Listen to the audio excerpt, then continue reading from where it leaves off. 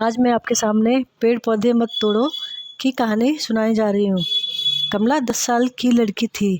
उसने घर के आंगन में एक क्यारी बनाई। उसने क्यारी में तरह तरह के पौधे लगाए। उसकी क्यारी में गुलाब के पौधे भी थे। गुलाब के पौधे पर सुंदर सुंदर फूल खिल आए। फूलों को देखकर कमला बहुत खुश हुई। कमला की क्यारी को उसकी माँ ने भी देखा। उन फूलों को देखकर वह भी खुश हो गई और बोली, कमला, तुम्हारे फूल बहुत सुंदर हैं। कमला का एक छोटा भाई था। उसका नाम था कमल। कमल खेल खेल में पौधों पर डंडे मारने लगा। इससे गुलाब की टहनियाँ टूट गई। टूटी टहनियों को देखकर कमला दुखी हुई और रोने लगी। माँ ने पूछा, कमला, रो क्यों रही हो? कमला कुछ टूटी टहनियों को देखकर और जोर से रोने लगी।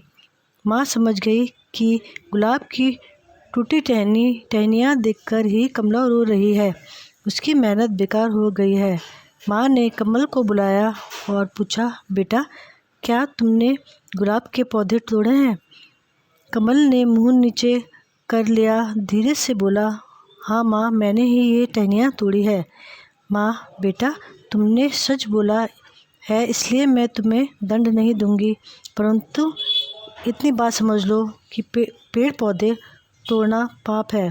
पेड़ पौधे हमें फूल, फल और छाया और दवाइयाँ देते हैं।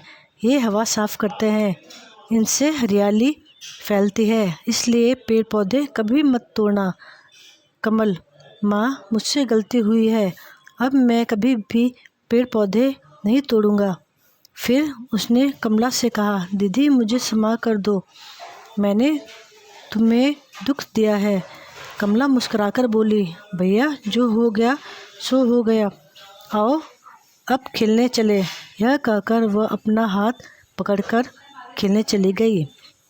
इस कहानी से हमें शिक्षा मिलती है कि हम कोई भी गलती करें और उसकी माफ़ी मांग ले तो सामने वाला हमें माफ़ कर देता है। धन्यवाद।